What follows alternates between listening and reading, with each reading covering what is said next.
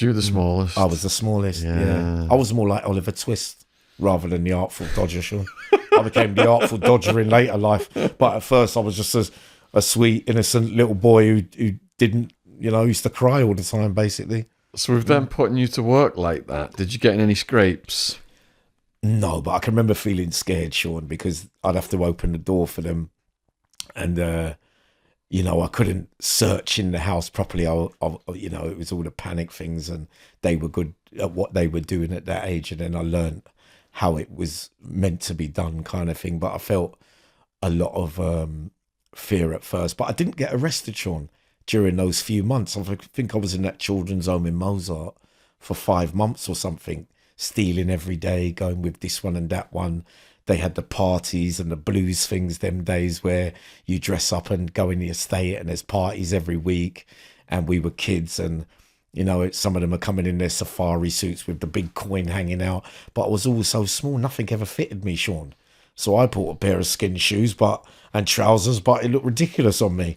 Did you start to have a sense of, I feel, a belonging with this clique that you hadn't had before? Yeah. You trusted them? Yeah. I think when I look back if I look back, which is rather strange, Shaun, because it was all bad stuff I was doing, those months in Mozart are really, the lovers rock and the soul music, and, I loved all that, and I watched them. They used to dance in the dances, and I couldn't get a dance shawl because I was too small, and then they used to have to show me, and when I used to put my hand out when a nice, because it was more lovey then, the dancing and the music, and, it was more like when a record came in, oh, do you grab? So, and it was more, the black culture, and that I identified with quite early, but though I stood out, Shaun, because obviously I looked different to everybody else. But I used to get squashed. I was scared to move through the crowds because I used to think, well, I ain't going to make it to the door, and I'm scared. This man looks fearless, and, that's a bad man there, and, Shaun, and I'm trying to act brave and that kind of stuff. And it developed from there. But Shaun, the 5 months there and there with, getting money and, material stuff, and people saying, oh, Sammy's he's a good burglar, and oh, he's great, he's got the lucky touch. And I went out with one of the older boys then, and I remember finding all diamonds down in Regent's Park, Shaun, near opposite there, with some Saudi Arabian people. I found him, and I said, what's this to him? And he goes, oh, you've hit the jackpot, Sammy, give them all to me. And then obviously he kept most of it, and then bought me a couple of things, Shaun. But then one day the social worker came and said, no, you've been up to activities, and we're going to put you into an approved school in Horsham, West Grinstead, Sussex, which is run by brothers and things. And, you all have to go to school there and finish off until we think that you're going to be away from peer pressure. And run by brothers, what do you mean by that? Like monks, kind of. Oh, monks. But not proper ones, Shaun. They used to get away with murder as well. They'd beat you.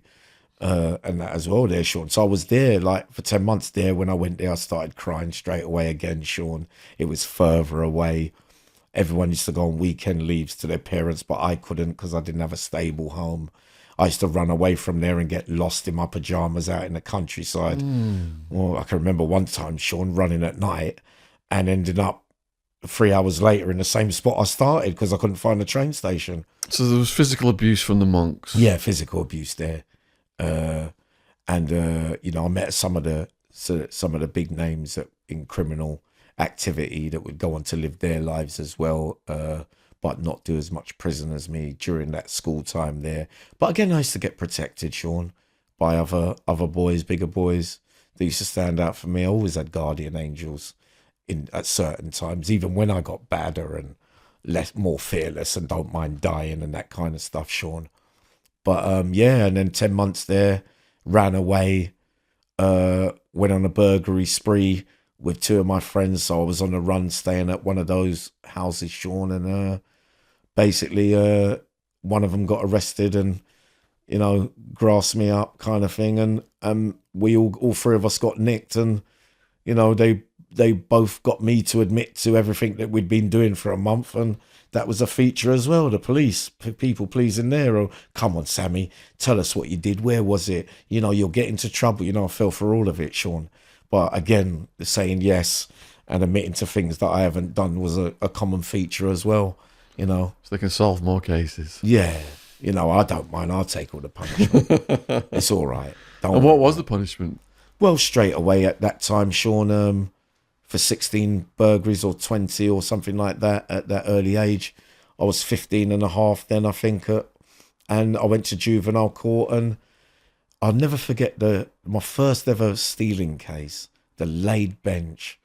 A woman, judge, and two geezers said to me in the courtroom, "We don't want to send you to prison. We think it will be no good for you, but we want you to go to another children's home." And I said, "No, Shaun." I said, "I'm not agreeing," and blah, blah, blah, because they knew about the abuse and whatnot. And I said, no, I want to go to detention centre, because I heard that once you did detention centre and Borstal, when you come out from that, then you're known as being hard. Shaun. So I was in a hurry to get there. Shaun, I was in a real hurry. And, the shock of my life. Yeah, 3 months detention centre, the short, sharp shock. Take us in the first day. So, the other co-defendants got fines, basically. So I'm the only one going, and one's older than me, Shaun. So I'm in the juvenile court.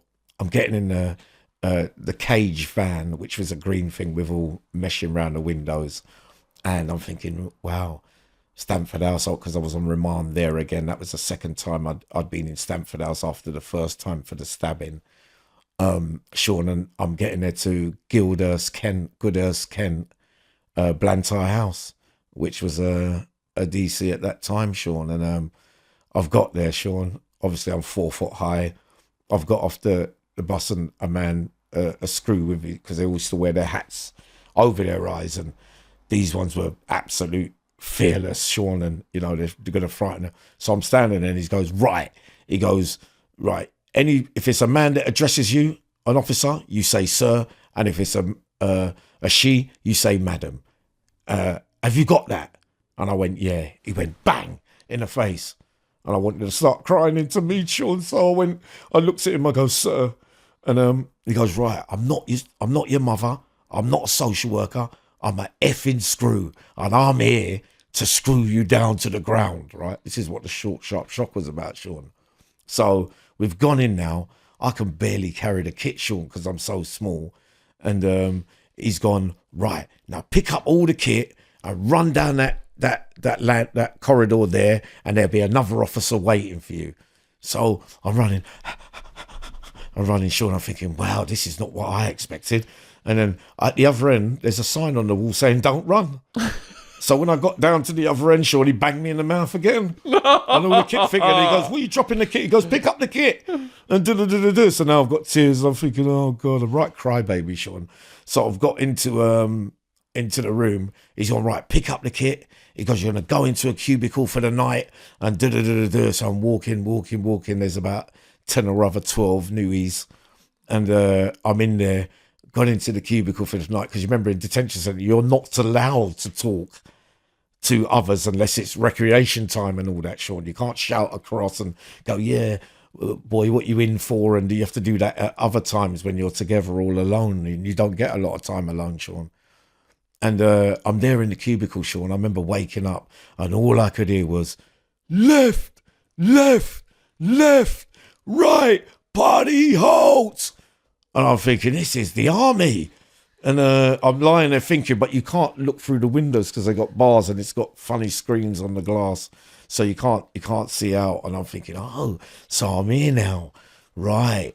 Oh, let's see how I'm looking forward to this. But, you know, I'm thinking of it finishing rather than what I'm going to go through at that time. I'm thinking when it finishes, I'll be able to go around saying, I've done a DC, you know, that kind of stuff, Shaun. But, yeah, I was there and, you know, mixing in, and you had to go in the greenhouses. You know, if you've ever seen the film Scum, you know, like that, it's very much like that, detention centre and Borstal training, exactly how they portrayed it there. It was like that, Shaun. And what's your sleeping quarters like? Oh, sleeping quarters, you you have to make a bed block every morning. I did that for the rest of my life in prison. I never stopped doing it. And you have to make it into a square. Everything's got to be packed out neatly. So you're only in the cubicle for a week for induction. Then you go into the big dormitories. And obviously you work in the greenhouses where you're cutting up, digging up stuff and da-da-da-da-da. And I remember you on the field when the sports days come on certain things, you have to run around the field with a medicine ball. I think that's what developed my legs and all that, Shaun. So even though I was smaller than everybody else, I used to try. Right battler inside me for a small man, Shaun. Small boy when I look back. And but I was the comedian again. I was a joker right from the start when certain officers, because you had them, the old ones, right. When he used to go left, I used to go right. All the bigger boys would say, Yammy, Sammy, say right as he's doing it, with me. And then he'd go left, I go right, he goes right. Whoever's trying to be the comedian, cut it out. That's not you, is it, Shorty? To me, no, Mr. Gerd, it's not me. And right, party hold. And he used to do things like that. You snatch old women's handbags, you burgle people's houses. And then the next thing you know, they're giving you sweets in a tuck shop. He goes, well, I never seen anything like this. And these are the kind of things that the old screws used to say. So, Shaun, so that was basically 8 weeks, 6 to 8 weeks, half to 3 months. And I got a little bit stronger. You weren't allowed to smoke there. And I saw a big incident, my first big incident then, a young boy called Osinoa, whose mum died while he was in there, Shaun. And he was tallish for his age. And he had a right row with all of them. That was the first time I ever see boys fighting back with staff. And he had a right go. Obviously, they beat him up. I never ever heard anything about him ever again. But what I witnessed from a young boy, I thought he could have a right row. And did you see the beating? Yeah, I saw the beating when they were carrying him off. And how many of them were on him? About 12, 15. Were they just sticking the boot in, or how was it going down? Sticking the boot in, Shaun. And he wasn't crying, he wasn't screaming or anything, Shaun. And that was basically that march. And I met a few delinquents there. But as usual, Shaun, I was a bit of the joker, when you have to put your hand up to do the marching and certain things, I would always get a slap from the screw, Shaun, for trying to be a crowd pleaser. And then they would all laugh at me when I get the slap, Shaun, because, like the baby I was, I'd start having a tear in my eye, but Because it's military style then. Yeah. I imagine there was like a routine of physical activity. Is everyone knackered from that? There's not much time for shenanigans.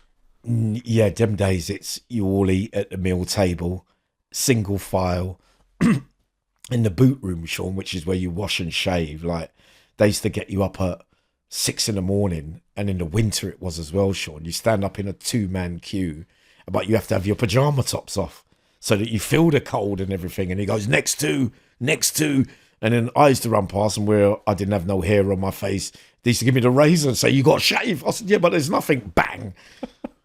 Yeah, don't answer me back, boy. And Shaun, yeah, it was kind of it was funny when I look back. I laughed about it years at the time. It wasn't funny, Shaun. What year was it approximately? 1982. 1982. Yeah. And did the lads form a hierarchy? Were some people bullied and others more at the top of the popularity? It was more of a size thing then, because if you're developed and you're big and everything, they used to wait outside the tuck shop when people used to get their £2 a week, Shaun, and get a Mars bar and get all the little small things. Because you remember them days, you never got a lot of canteen. And they used to wait outside and then start taking everyone's. That's the first time I witnessed robberies. And I'm the biggest here, I'll pay me that and I'll look after you, kind of thing. And so with you being so small, did they try it on you? No, I got protected. So why do you think that is? I don't know, Shaun. I think I looked innocent, and plus I was brave as well. They could get me to do stuff, and because you were showing heart. I was showing heart at night, Shaun. You had things like the Nightman come in, this rockabilly man, big lump, and we used to have the button throwing at night, and then he'd come in and he'd go, right, get your head down before I knock it down, and then we all be giggling under the sheets and that kind of thing. But it was me starting it all. you get the big one going, Sammy, you throw the buttons and you start in and everybody starts throwing things at each other. So I was always a bit of a comedian, Shaun. Was there a guard you remember the most? Mr. Gerd, the old man. Yeah. What was so memorable about him? Because he used to just talk like he was talking to himself. Like, but to everyone else, he'd go, you thieves, you bunch of no good. And did it. And the way that he did it, I always used to think, oh, he's funny. He is. Years later, we used to crack jokes about him. Mr. Gerd. I know, if they had their way, it would have been worse than what it was then. And it was bad then, Shaun, compared to now. No, they can't. You can't do all that now. You know. But, yeah, I came out from that, Shaun. And a bit not grown fully yet, but still developing. How old were you when you came out and where did you go? 16, went back. I went to the social services on that day and they said, well, your care order finishes at 17 and 18 because of where you've been now. We can't offer you children's homes and that, so you'll have to go back home with your mum and dad. I was absolutely, because my dad was obviously disabled at that time and my mum was drinking, but still kind of looking after him, Shaun.